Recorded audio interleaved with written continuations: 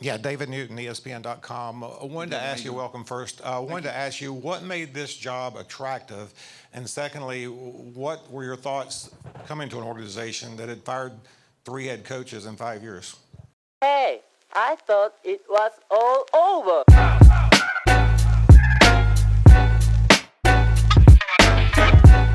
Yep, here we go. This is it. The introductory press conference, episode 5 of Dan Morgan, that actually is the Dan Morgan and Dave Canales introductory press conference. Let's jump into it. Want to welcome everybody on behalf of the Carolina Panthers, Tepper Sports and Entertainment, and David and Nicole Tepper. Welcome to Bank of America Stadium. Thank you all for being here. You don't have to thank me. I'm not there. I'm Anish Shroff, the play-by-play announcer for the Carolina Panthers. And before we get started, there are a few people I'd like to recognize. We'd like to extend a special welcome to our current players, to our Panther legends who are here,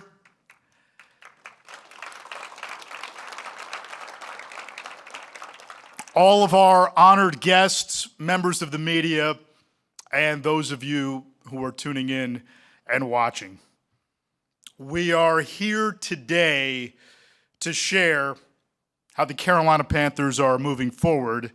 And with that, I'd like to welcome the owner of the Carolina Panthers, Mr. David Tepper.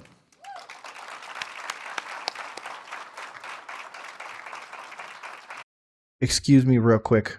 Boo. Boo. I know you guys can't say that because you're actually in the building. And shout out Dan Morgan there in the back. But boo, David Tepper. Until you prove me wrong. Boo. No. Better say something nice. Hey, good morning, everybody. Exciting day today. I'm excited to introduce to you our new head coach, Dave Canales. You can stand up. And our new president of football operations, general manager Dan Morgan. And shout out to him, just in case you guys haven't been following. This is episode 5. I'm kind of doing it as a little bit of Dan Morgan, a little bit of Dave Canales. This is their introductory press conference. But this has been a part of a 5-part mini-series I've been doing on Dan Morgan. We've already done the 9-part series on Dave Canales. This came out after I finished the series. So that man right there is the focus of our breakdown. He was amazing in college. He has a great resume moving forward, so I'm super excited, and I love the hire now. I was not a lover of the hire before I did that 9-part Canales series and before I've done this 5-part Dan Morgan series. And, of course, there's only a 1-part Brant Tilla series. If you know, you know. So I'm also thrilled to welcome Brant Tillis, who will serve as our executive vice president of football operations. Brant is with us today. Stand up, Brant. His wife, Elizabeth, is with him. Let me tell you a little bit about Dan and Dave. They're tremendous people, well-respected, and they are both connectors. Dan has 14 years of front office experience all throughout the league. When Dan was a player, he kept the defense connected and man, reading straight from a piece of paper, I understand that. Obviously, you're not a diehard Panthers guy, because if you were, you'd know who this man is. I still had to learn a little bit about him, just because I'm a newer Panthers fan in the last, say, 15 years. But still, you're the owner of the franchise. You should know all these dudes' names, birthdays, families, and everything, because you should be giving back to the community. Maybe that's just me. on the same page. And I've seen those traits with him translate throughout this building with everyone, including scouts, players, and coaches. He keeps everybody moving in the right direction. As a player, he had a relentless pursuit of excellence, which we'll bring to this organization. Dave Canales brings that same quality to players and coaches and on the field every day. He has a track record of bringing the best out of players. He does, to be honest. He has a track record of bringing a lot of players out of it. He also has a history of working with great wide receivers, so expect a wide receiver to be on the to-do list for the Carolina Panthers this offseason. He is a connector. He takes the time to work with players to create an environment that will earn their trust and maximize their ability. Each of them brings experience from winning programs. They share the same vision for our organization and are aligned on how they will get there. I'd like to ask Dan and Dave to join me on stage, but I also like to recognize Dan's wife, Ashley, and his family, and Dave's wife, Lizzie, and his family. So guys, come on upstairs. Shout out to both of their families, because to be honest, they're not where they are without them. As you've seen in our Dan Morgan series, he gives a massive credit to his wife, his kids, and everything to be able to handle his career trajectory. And the same thing with Dave Canales. If you watch that video, you heard him open up about his marriage. Since that I've put out that series, we've had a lot more people going in on Dave Canales, mainly Big Cat from Barstool, who I love Barstool for the most part, but I thought it was really weird for him to, bring up the whole maybe Dave was forced to do this whole book. That I'm not even going to get into it. This is about Carolina Panthers, not about Big Cat. That man right there, Dan Morgan, and of course Dave Canales is the future, so I am putting all my chips on them. Yeah. There we go. Inner city dap right there. All right, everyone, as we get started, we'll start with an opening statement. Dan, would you like to kick us off? Yeah, sure. Again, Dan Morgan, shout out to you. Congratulations on getting the job. And of course, I'll do the same thing when Dave takes the mic. First, I want to thank everybody for being here today. It's a great honor to be named the general manager of the Carolina Panthers, along with Dave Canales as the head coach. Super excited to work with Dave. Me and Dave have known each other for many years now. And 7 years. Yeah, and this is a Yep, they have history in Seattle. dream come true for both of us. The way Dave carries himself is a lot of the way that I carry myself, which is with honor, integrity, and we're going to work our butts off. So first, I just want to start off by thanking David and Nicole Tepper. It's been great working with you guys. It's going to get better and better. There's going to be a process. There's going to be alignment in our building, and we're going to do things the right way to build a championship team here.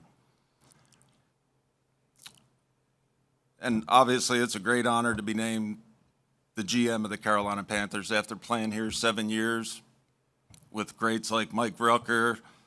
One of my best friends is here. Vinny Churchu, he's here. Mike Tolbert's here. Thomas Davis, Jonathan Stewart, all these guys here. Panthers greats. Musim Muhammad, you guys are the best, man. And doors are always open. You guys are family, and we're going to make it a family environment. And that's the kind of environment that me and Dave want to create around here. So you guys are family. We're going to do everything in our power to build this team the right way, not only on the field, but off the field. I would agree with that. If you actually go back to episode 2 of this series, Who is Dan Morgan, available on YouTube, you'll see what he wants. He wants smarts. He wants strength. He wants dedication. He wants all those different things when building a team, and he did that in Buffalo, which is what episode 2 is on. The type of character guys that we bring in are going to be guys that love football, play with passion, and play with the relentless pursuit of greatness. There's several people that I'd like to say thank you to. Trent Kirshner, who's out in Seattle right now, he called me 14 years ago. He called me and he said, "I think you'd be a really good scout, Dan." And I didn't know if I wanted to do this or not, but 14 years later, here I am as the GM. So, Man, he obviously did something right. Just like he shouted out his coach, Butch. I cannot remember his last name, so shout out to Mr. Butch for changing him from a running back to, of course, one of the best defenders Carolina has ever seen. I guess he has a pretty good eye for who's good talent evaluator, so I thank him. John Schneider and Pete Carroll, they were so much fun to work with. I learned so much. As a young scout out there, I was the just a pro scout, driving guys to the airport, putting the work in.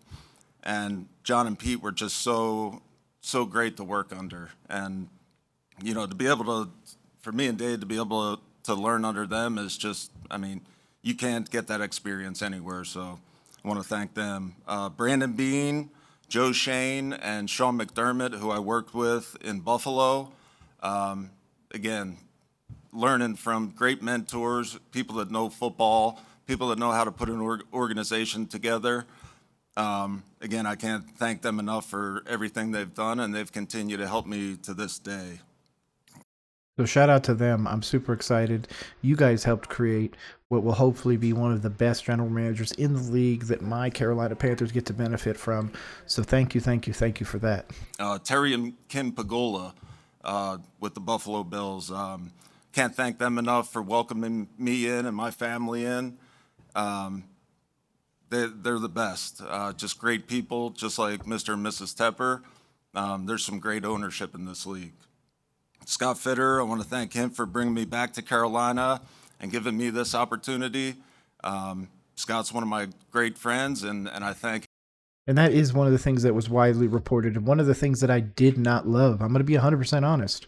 When it was announced that Dan Morgan was going to be the GM, in fact, I was debating on, just being one of those guys that just got out ahead of it and was like, man, Dan Morgan, is not the guy. But to be honest, the more I've dug, the more that I've just decided that it was a Tepper problem. To this point, the Carolina Panthers have had a diagnosis of a terminal illness known as David Tepper.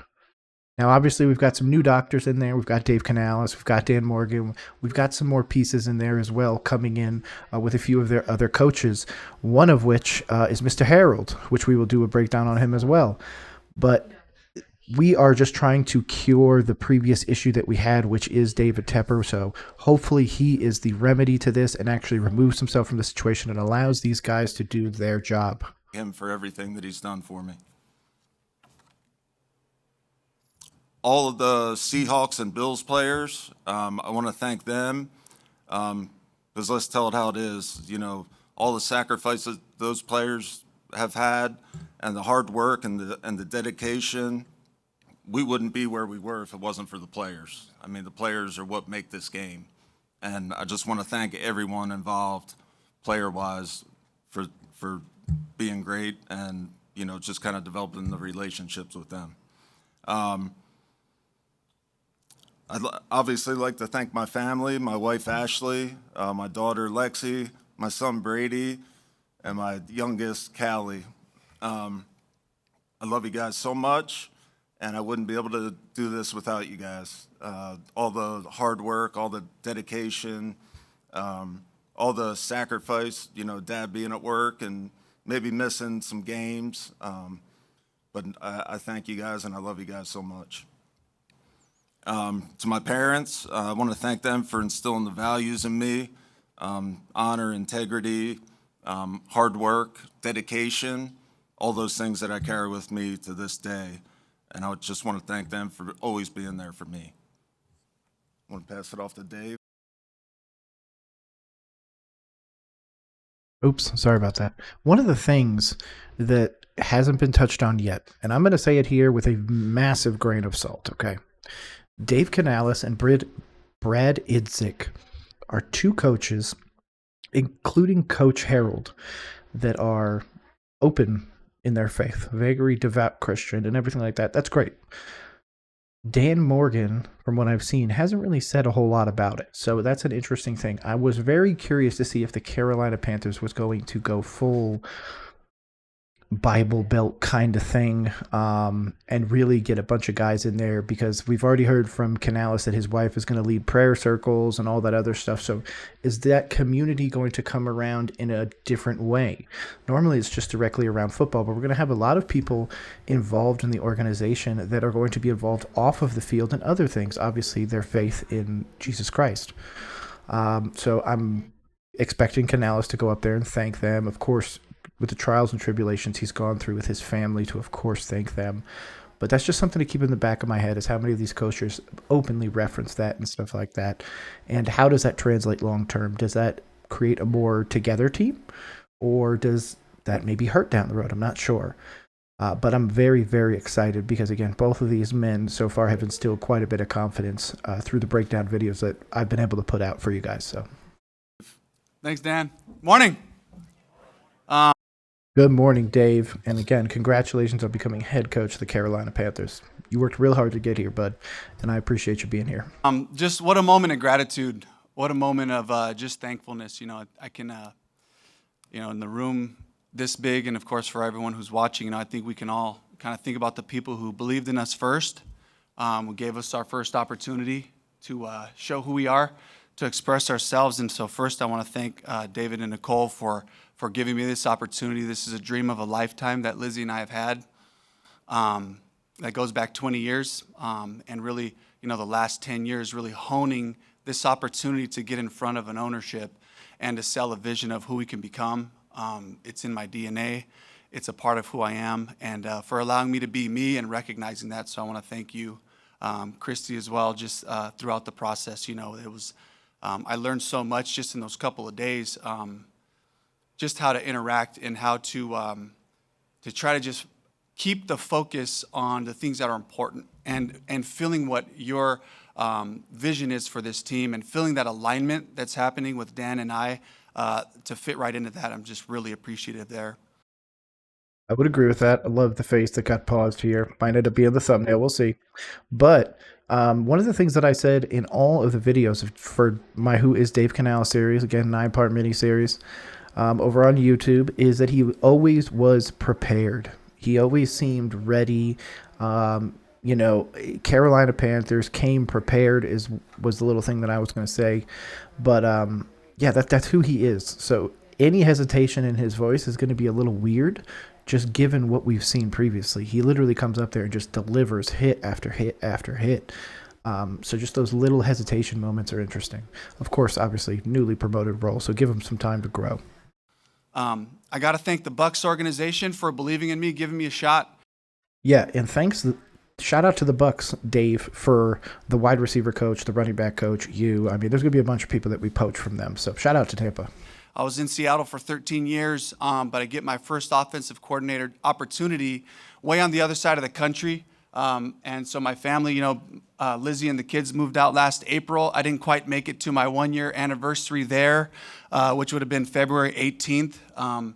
So this part has happened really fast, but this is something that I've been working on. I really want to thank the Glazer family, and Joel and Darcy, Jason Light, Todd Bowles, for giving me that chance, for just letting me let it rip, giving me the confidence to be able to do that. I'm really appreciative there, which takes me back to my time in Seattle. And to formulate an identity, to formulate a football DNA that wins 10 out of 13 years to the playoffs. I just coached in my 20th and 21st playoff games these past couple of weeks. And so I'm just really appreciative of Pete Carroll, who pushed me to think about the next thing. Just quit looking just at the quarterback. Quit just staring at the wide receiver's route. Open your eyes. What's happening with these combos? You see what the defense is doing? Did you notice we're playing a lot more of this coverage this camp? Open your eyes. Think bigger. Be prepared. There you go. Be prepared. That is who Dave Canales is, a prepared individual. Again, might be because of Pete Carroll. Thank you, Pete. I can't thank Pete enough. And I'm going to miss a bunch of other names. But at that point right there, I just want to also just thank the players, the guys who really just did a fantastic job in it. And most recently, Russell Wilson, Geno Smith, Baker Mayfield, these guys that I got to just spend so much life with, to learn, to watch them grow as men, to watch them grow as football players. It's their fault that I'm here. And that's the bottom line is. God damn you, Russell Wilson.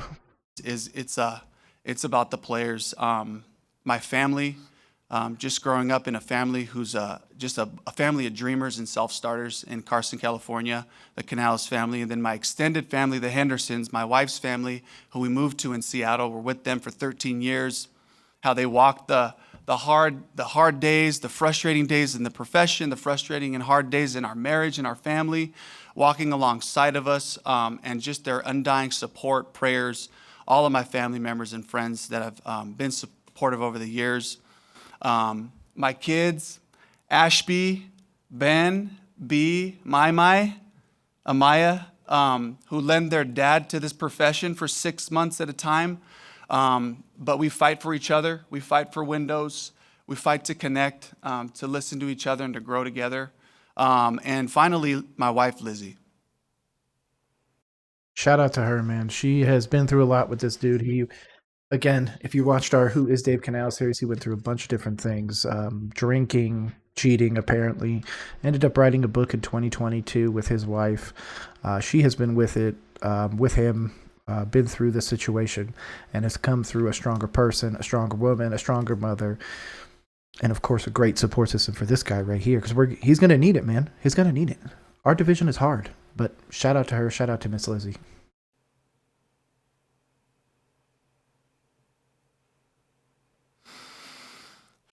Just so you guys know, he's taking a quick moment just to stare at his wife and just taking this quick moment of silence.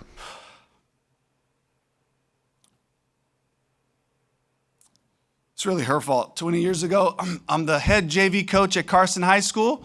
Fired up. I'm so excited. We go to play Venice High School. It's my first game coaching. She's sitting up in the stands with about 35 crazy parents. And we got smoked 34-13 that day. It was the greatest day of my life because I had found it. I found my passion. And after 2 years of doing that, she comes to me and she knew all I wanted to do was be the head coach at Carson High School. That's what I wanted to do, take it, get us back on top, try to win championships and do all that. And she said, hey, don't get me wrong. I love your dream. You're really good at this. I think you can go as far as you want, and I got your back. And I'll make it happen, whatever we need to do. And she did. And she worked 3 jobs at times. And she told me the hard truths. And when I had problems with players or coaches, said, you know what you need to do? You need to sit down and have those conversations. And she's just been everything to me. This is our journey. This is our dream. And we've been so excited and prepared for this opportunity. So thank you, and I love you, babe. Hey, shout out to her. Like you said, it's our dream. It can't just be one person's. The sacrifice that she made, the children made, and everything like that makes it a team effort. So shout out to him. Shout out to them.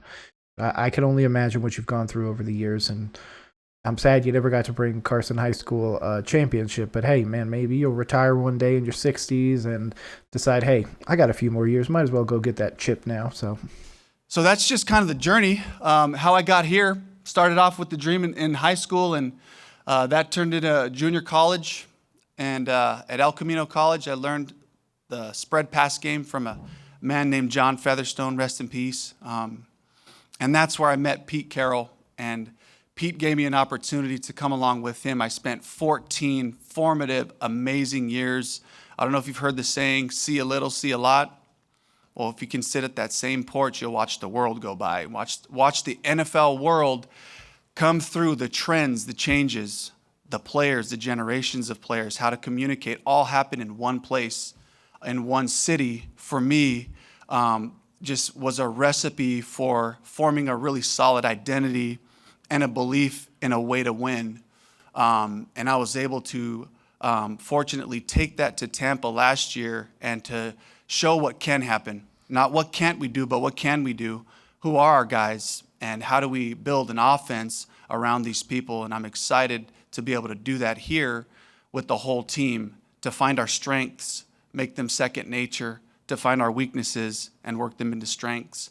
And I'm so excited to do it with Dan, with Brant, with Mr. and Mrs. Tepper, and all of us in the building, really, that every time those players walk into this building, they're going to feel that intentionality. They're going to feel that this is about them.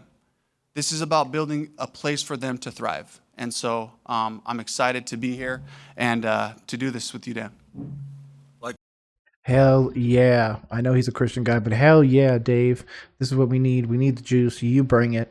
You've brought it so far in this. So has Dan. So it gives me, again, a lot of confidence moving forward. I just, again, still don't have confidence in David Tepper, but I have confidence in you two, to this point, of course. Likewise, just kind of wanted to talk about like the type of players that we want to bring in here and just DNA-wise. First of all, we need to find those leaders, those competitors, as Jay Stu would say, those dogs. Like, we need some dogs. Like, we got to get some guys that are passionate about football, that love football. They want to come out every day and compete on the practice field, in the weight room. We need competitors. We got to bring that back here. We got to bring that back here to Bank of America Stadium. By the way, am I the only one that looks like it's kind of like he's like this? Maybe he's just got big eyes, but man, he looks uber focused. To where people get excited about coming to see our team. We're super passionate about bringing a team that the fans can be proud of, that our, players can be proud of. Like when teams drive up to this stadium, we want them to fear that logo. The logo has to be feared again, because right now it's not feared. Hey, shout out to Dan Morgan for saying that. We need it to be feared. We're Carolina Panthers, man. We ain't birds. We ain't none of that. We're a big freaking cat that's going to come and get you. You need to be scared. We need to protect the bank. We need to do all that stuff. And this is what we need. The man that, brought so much goddamn juice. He might as well have started Sonny D when he played. So we got to get that back. But I think it starts with getting the right type of players. And it's guys like you, like Thomas Davis, Jonathan Stewart, Musim Muhammad. We got to get those type of guys. We want players with grit. We want players like Steve Smith, play with a chip on your shoulder, no holds bar. He's not taking any prisoners. We need those type of guys. Instincts and tenacity of Thomas Davis and Luke Kuechly, guys like that. shout out Luke. He was the first Panther I ever truly fell in love with. I thought he was amazing. Seeing that man on the field was absolutely dynamic. It hurt my soul when he decided to leave the game, but I totally understood why he did it. But yeah, if I could replicate that man, I would pay for the cloning myself. Can make plays. We need playmakers out there. We need competitors like Jake Delhomme, guys that they're going to compete in everything they do, and they're going to be pissed off, and they're not going to stop until they win. Those are the type of guys we need. I remember in 2003 we Shout out to all those great men sitting right there. had our playoff game here, and I remember those towels out there, the white towels waving around. That's my dream for this organization. I was talking to David about that today.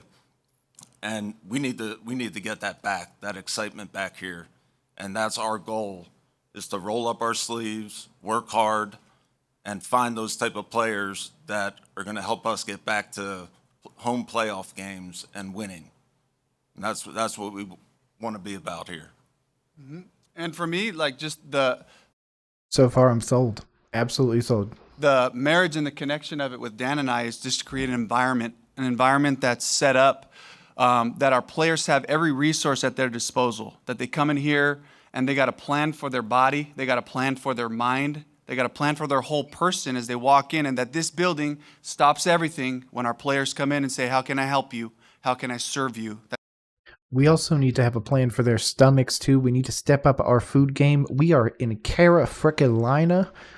We need to take care of their stomachs. Better food, man. Better food. That's the type of place that we have to be.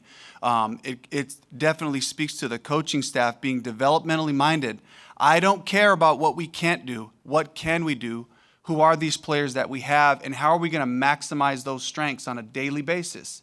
We're looking for championship moments, championship days, and that's got to be a full-on commitment every single time we walk in here.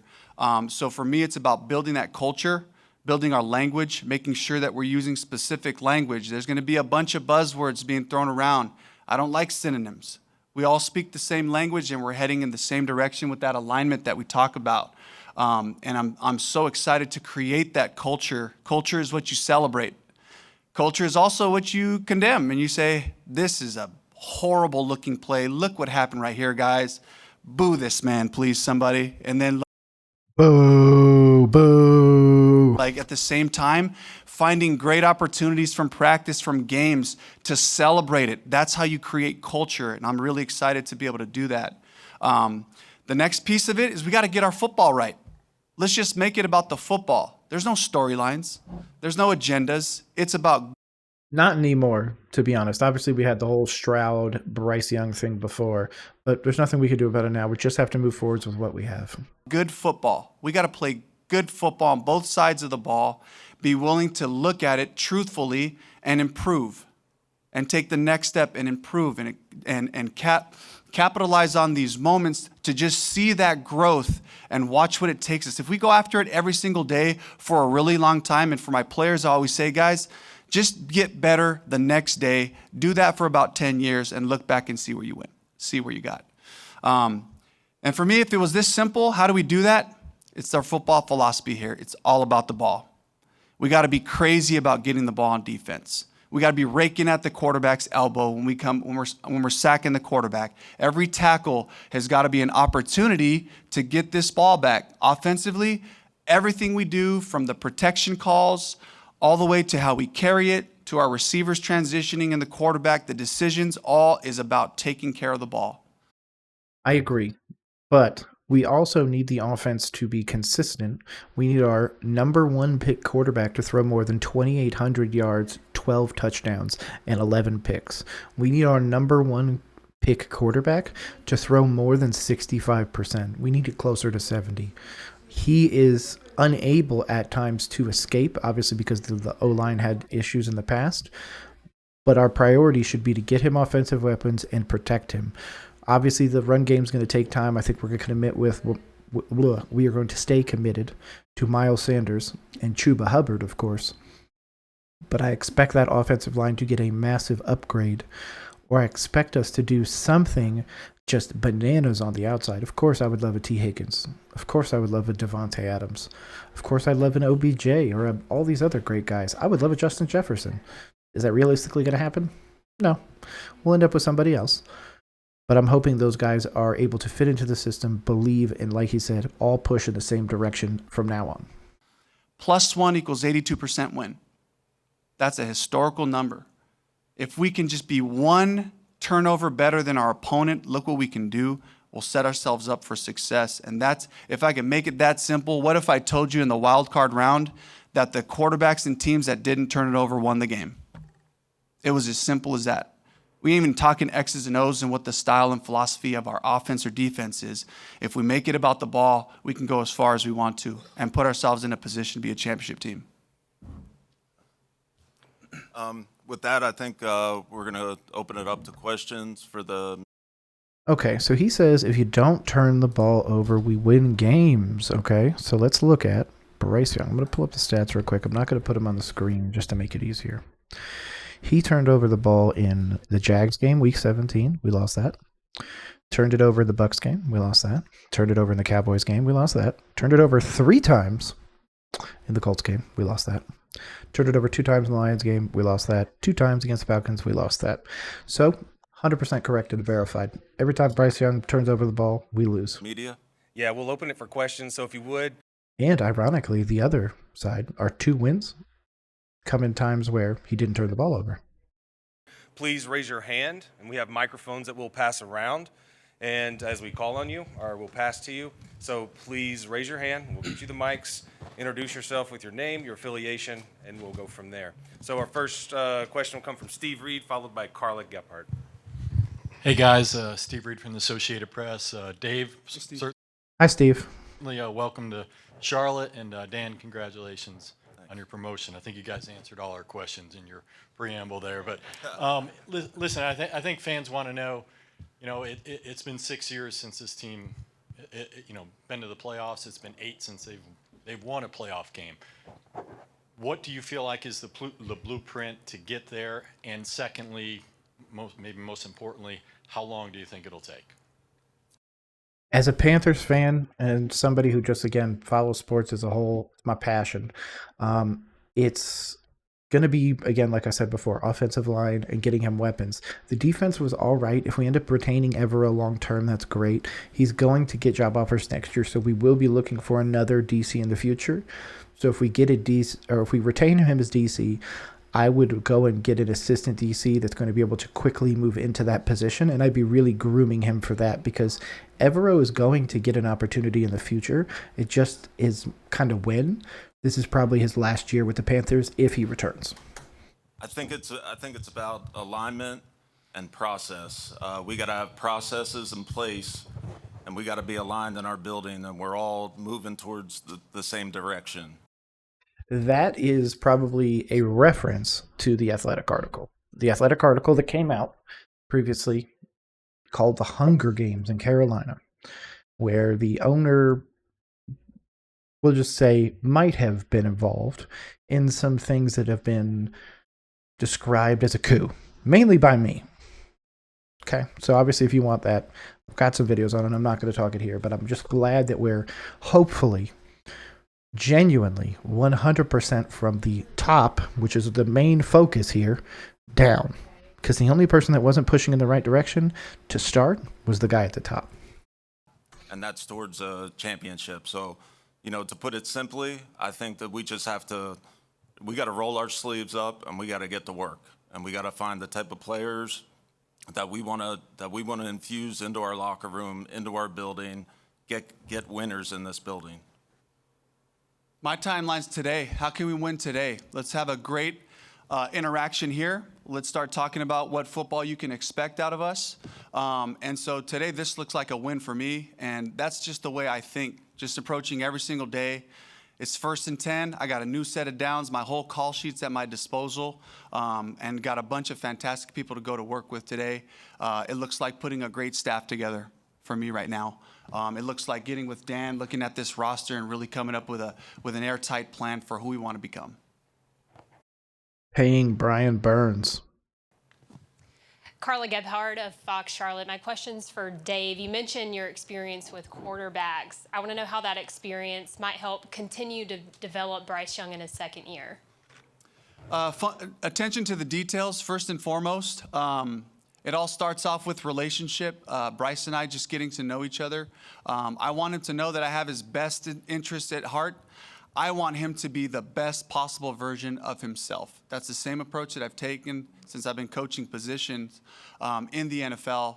And that's really the approach I want to take with him. Some of the other things that kind of come to mind thinking about the quarterbacks that I've worked with over the last couple of years is we are going to become what Bryce is great at in the pass game. We're going to grow to the capacity that he can handle. There's got to be a commitment and a discipline about that. There was a growth curve there with Baker. Here's where we're at today. Based on the information we have, let's get into these situations to see where he looks most confident. When I see that back foot planted in the ground and that ball rips out of there without any hesitation, I know we got something. Let's find more of those. Let's put it in 3 different personnels and a couple formations and motions. Okay, so if that's the case, just real quick, I don't want to hear a single person tell me he needs to take it from under center. I understand if you want what he's most comfortable with in college, which was his biggest body of work to this point, he took 98% of his snaps from pistol or shotgun, meaning not directly under center. So if we end up seeing this go to a directly under center offense, it's going to be to aid in the run game, and that's going to be a major tell moving forwards, unless somehow Bryce decides that he wants to be under center, in which case it would make more sense. But I'm just going to get out ahead of that one now on February 1st, 2024, of course. Yeah, David Newton, ESPN.com. I wanted to ask you, welcome first. I wanted to ask you what made this job attractive? And secondly, what were your thoughts coming to an organization that had fired 3 head coaches in 5 years? Yeah, so first and foremost, in Seattle, we never were anywhere close to touching the first overall pick. And the more that I got ready for this interview and started watching Bryce, looking at my notes from his eval, that's just a year ago.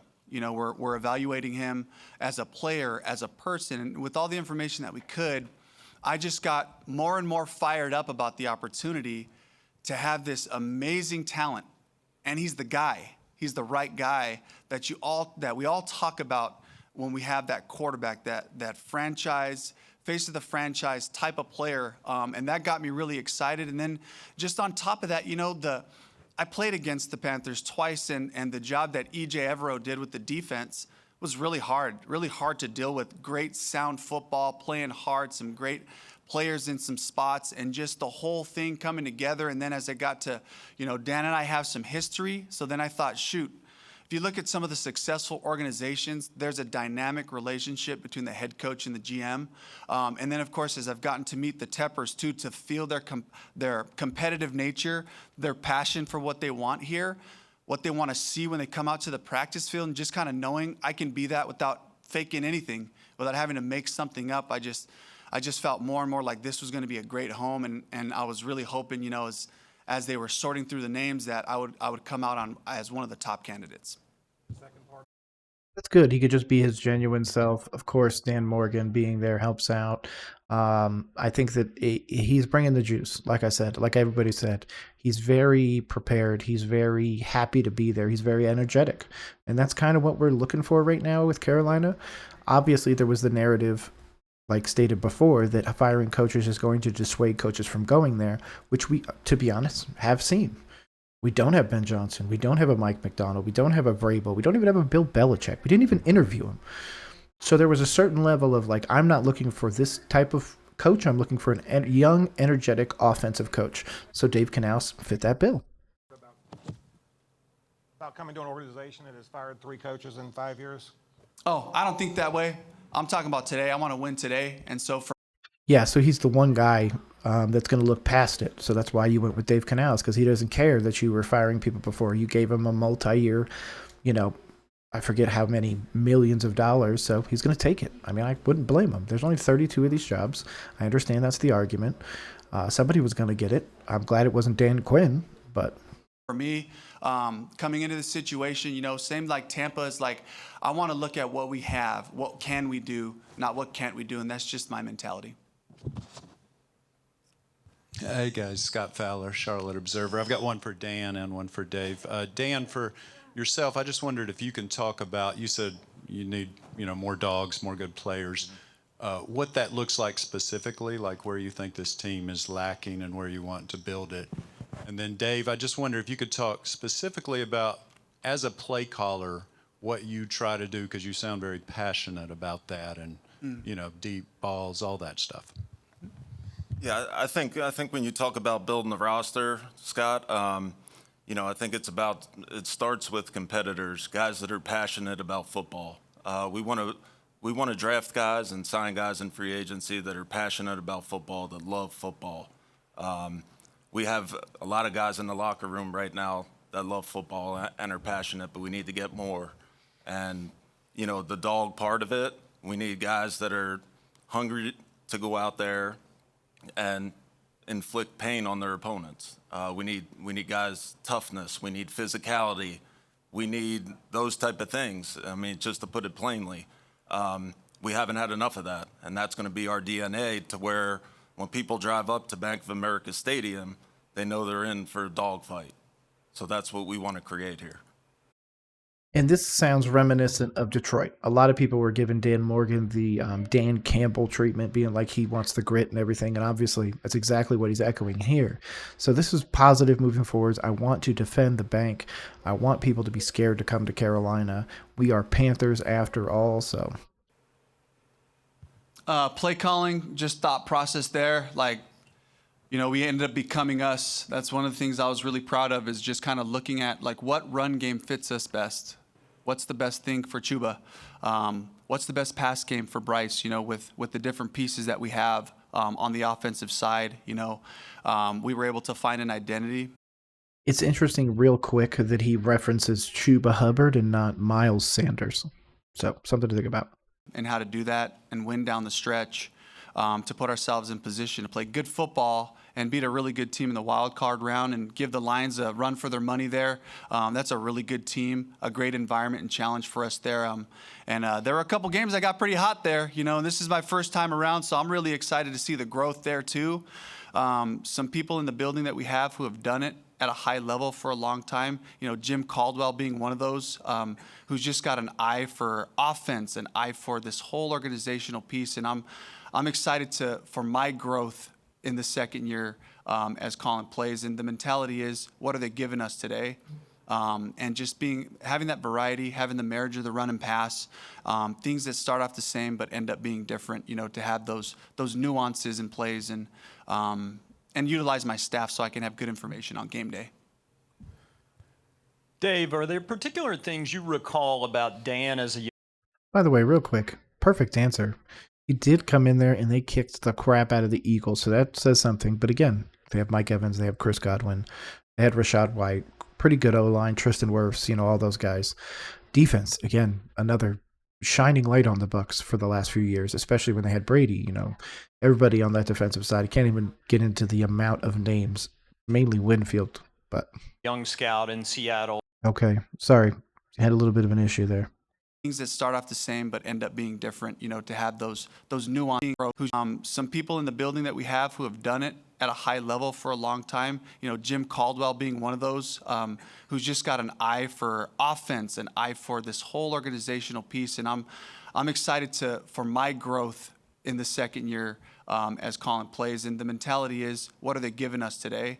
And just having that variety, having the marriage of the run and pass, things that start off the same but end up being different. To have those nuances in plays and utilize my staff so I can have good information on game day. Dave, are there particular things you recall about Dan as a young scout in Seattle, his first entry into that part of the profession, and how do you guys plan to create kind of that John Pete dynamic here? Yeah, he's probably got some great stories, but of course, ones that you're not going to tell the press. Yeah. Well, we were about, was it one or two doors apart? Two doors apart in the hallway down there, and it was kind of a little bit of a crazy, loud hallway for us. And but what I remember about Dan in those times is just his conviction, his belief. Ashley, I'm sure you have a hard time, thinking that he had an opinion about stuff. But right off the bat, just as a former player, he comes in and is like, he could just see it. He could just tell what a good football player was. And by no means was I an expert at that time, but I just, I have a high value of my ability to evaluate. And Dan always had his opinions, and it was very clear thoughts that he felt strongly about. So that impressed me early on. And then as we grew to get to know each other, it was just kind of like he was such a natural in this world of evaluating players.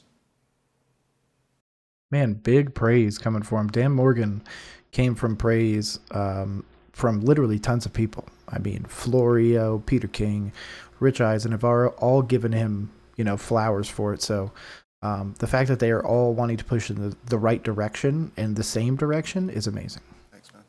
Hey guys, Joe Person back here in the fourth row. Hey, shout out, Joe. You actually just followed me finally. Hey, shout out. I've got one for each of you. So I'll start with Dan. Hearing a lot of talk about alignment, how much of that and how you guys wanted to restructure the front office and build Dave's staff has to do with last season when there were lots of reports of factions among the staff and even going all the way up to ownership? That is the point that I was trying to make before. And hopefully that's gone now. That Tepper was the problem. Hopefully we've, cured that David Tepper symptom. And we don't have to deal with that moving forwards. But I'm not going to pretend like last year didn't happen. Like Dan Morgan, who is a Carolina great, wasn't a part of the leadership that basically did dirty a former Carolina Panther great. The dude who threw our first touchdown in franchise history. Like, come the fuck on. Regardless, I want this answer right now. I think it has to do everything with just moving forward.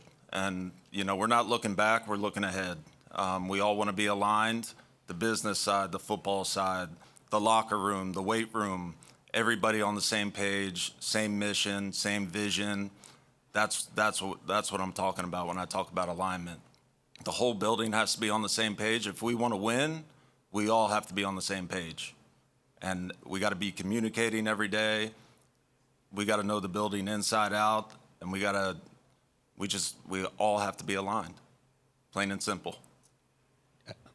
Dave, you mentioned Ajero. what's your confidence level? Is the defensive staff going to be back intact? Oh my gosh! I mean, just the respect factor that I have going against them. I know this scheme going against it. I'm really excited to learn more about the ins and outs as far as how the calls come in, the adjustments, and all that. I just know it was really difficult on me for years.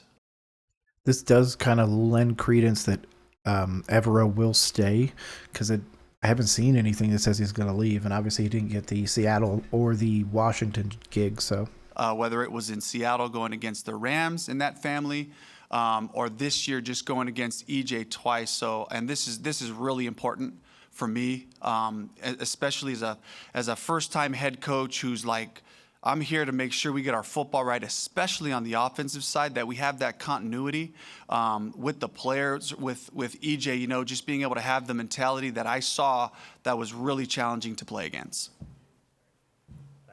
Yes, I mean, this is, you know, for me, like, what a huge piece of what we're doing. Dan, you right here in third row. You mentioned other people telling you that you were a good talent evaluator. When did you realize that was where maybe your plan was after playing? You know, I think once I got done playing, you know, you're always, you know, as a former player, I know a lot of guys here, like, you know, you try to figure out what is the next step, you know, who am I? Because you reach your goal. Yeah, somebody that's actually currently going through this is Jason Kelsey, the center for the Philadelphia Eagles. Hopefully you watch the Kelsey documentary on Amazon Prime, however you want to say their last name. But that was one of the things that he talked about, is he wasn't sure what his identity is going to be after he leaves football. But obviously their new podcast, New Heights, has blown up quite a bit. And of course, it makes it easier to transition. So At such a young age, and then you're left retired, and you're like 30 some years old, and you're like, well, what am I going to do with the rest of my life? It's not like you can go in the corporate world or just go somewhere and get a job. So for me, it was about getting back into what I knew best, which was football. To start out in Seattle and learn out there from some of the best, one of the best GMs in the NFL, and then to continue that on to Buffalo and learn under Brandon Beane, like, it's been invaluable. They've taught me a lot, and they've really made me who I am today in terms of an evaluator. Dave, Dan, Jorge Andres with WBTV. First, Dave, welcome to Charlotte. Thank you. Quick question for each of you. I'll start with you, Dave.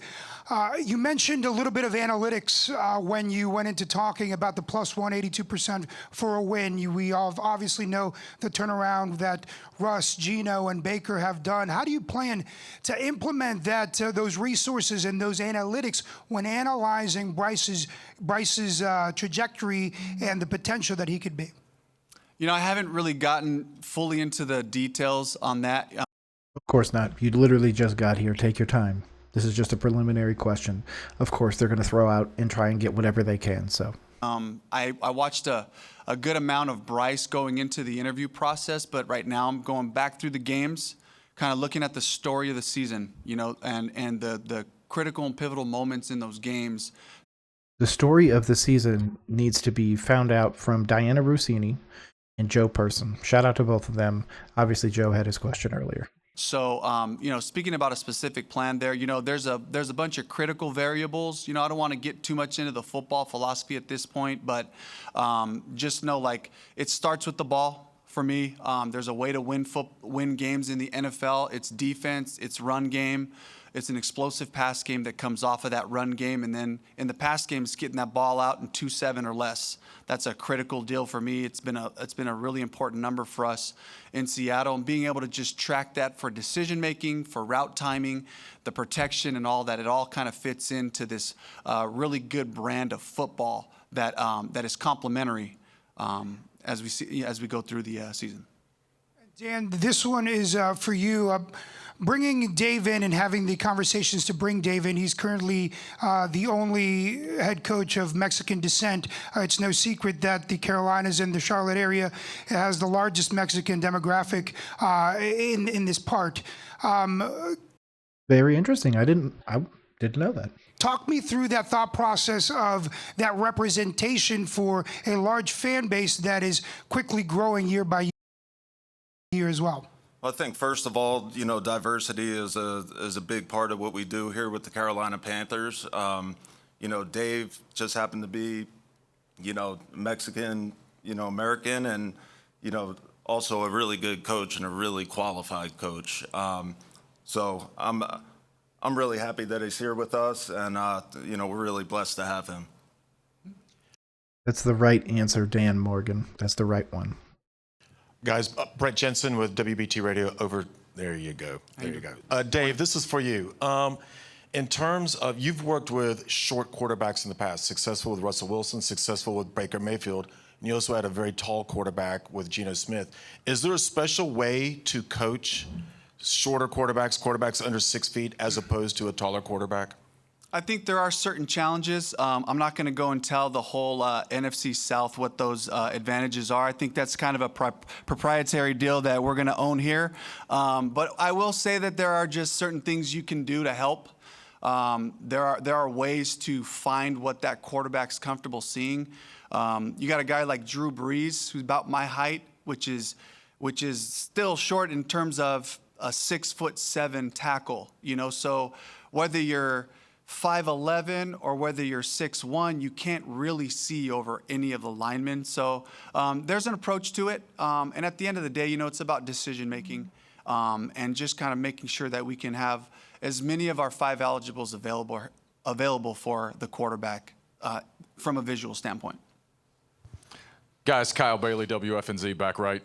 Dan, for you first. Congratulations to you both, by the way.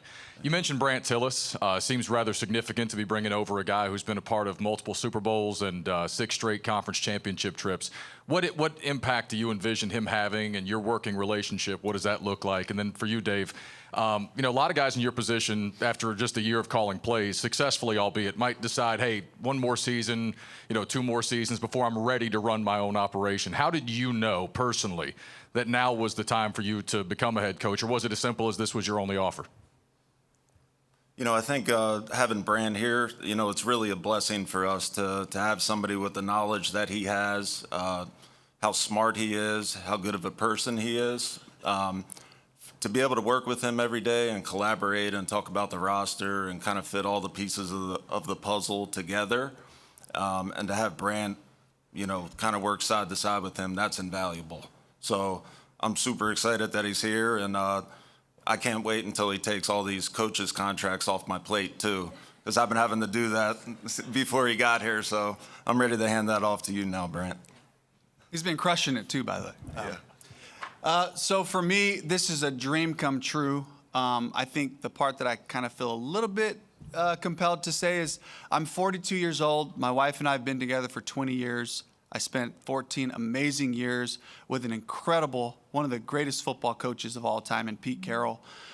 So I got to sit there and just really just like formulate my plan and just wait for that opportunity to come along. And I just was like, my wife and I just kind of thinking like, we're ready for this, you know, lead self, lead others, lead organizations. And that's been an approach and a mentality that I've had for a while. So when this opportunity came up and then I started seeing the pieces coming, I just got so fired up about it, and I'm really ready to serve this team.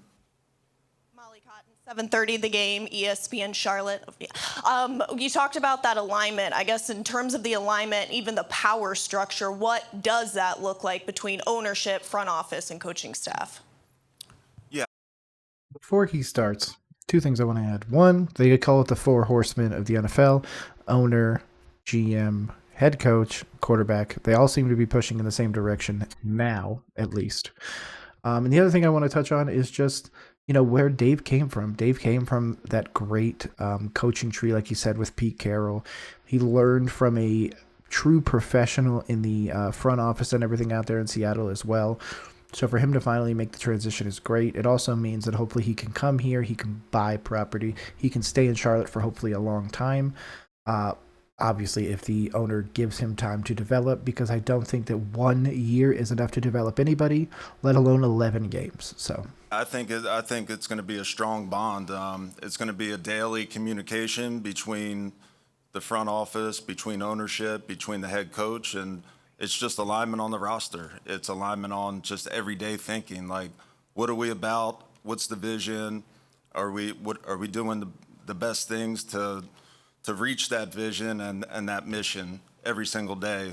So it's just constant communication, and it's just being aligned in everything we do down to the detail. Guys, on your right, Mike Solarte, Spectrum News 1. Dave, welcome to the Carolinas. Dan, Thanks, Mike. congratulations. It's been a journey. You guys talked about alignment and everything else, but you're both on a similar, I guess, timeline in your careers. Are you guys feeling any amount of pressure to try to bring this team back to where you wanted to go, Dan? I mean, you were part of a Super Bowl team, and Dave, I know you want to follow in those footsteps. No pressure, but a lot of hunger, like a lot of hunger to be great, a lot of hunger to get this organization back to where it needs to be, which is back in the playoffs, which is competing for championships year after year. So there's a urgency with that, that we're striving towards every single day. Can I say I'm nervous? Is that all right? I mean, Man, I got the jitters. It is what it is, man. Let's be honest, just getting this opportunity, and I've got a ton of excitement about it. I got a lot of things that I'm ready to put to the test, and that's been a lot of theory, from a leadership standpoint. But yeah, this is a big task. This is serious for me. This is a great opportunity.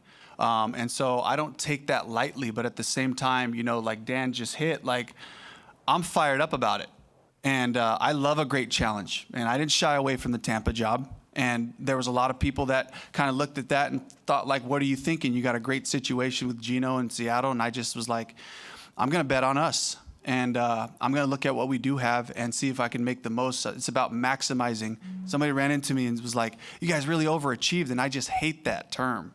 I love the thought of maximizing, just getting every last drop out of everyone involved, all together in a worthy cause. So I'm excited for it, and I'm nervous too. And I realize how weighty this is. All right, we have time for 2 more questions. We'll go in the back and then wrap up with Alex Zietlow from.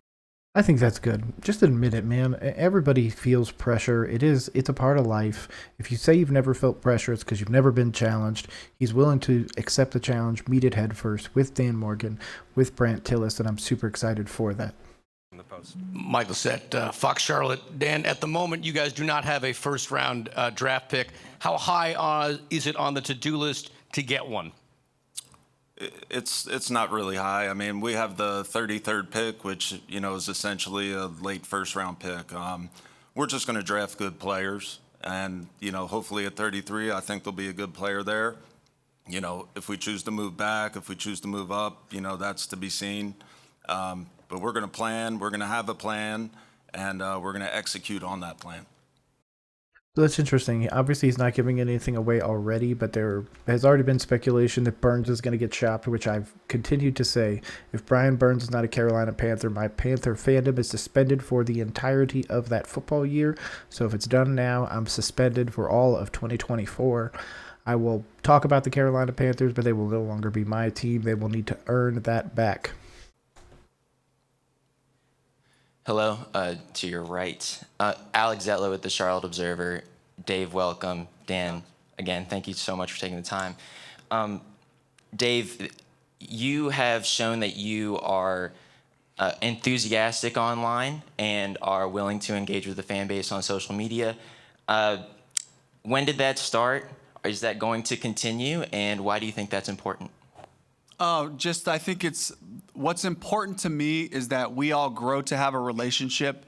And as we have a chance to get into more detail about what we're looking for from a football standpoint, my hope is that I can show you what to look for in what we're going to try to become.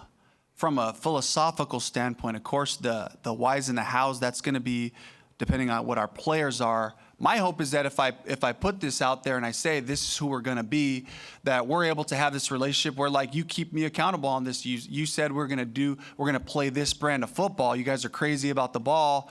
We had 3 turnovers last week. We were -2 or we were -3, and I'll be able to say that's a great point. That's not the kind of football we want to play. So my hope is that we can kind of grow in that relationship as we have that expectation for who we're going to become. I don't know if I answered everything. Is there another part of your question there? Okay. All right, thank you everyone for being here today. Really appreciate you being here. Now we would ask if the TVs, if you would make your way down the hall. Okay, I guess it's the end of the press conference. Again, shout out to the Carolina Panthers for putting this out. Dan Morgan and Dave Canales are the way to go. I am super excited for everything that they've brought, everything they've showed, everything they've opened up about. And again, of course, I love that they're going to be engaging with people on social media. The fan base and the community is the reason why we love sports. But my name is Nick. This has been Roll Coverage. I appreciate y'all rolling with us. If you want to like this video, subscribe to the socials below. I'd really appreciate that. We are on all the podcasting platforms now as well. So hopefully y'all had a great time with me during this breakdown, and hopefully you come back for another one. Peace.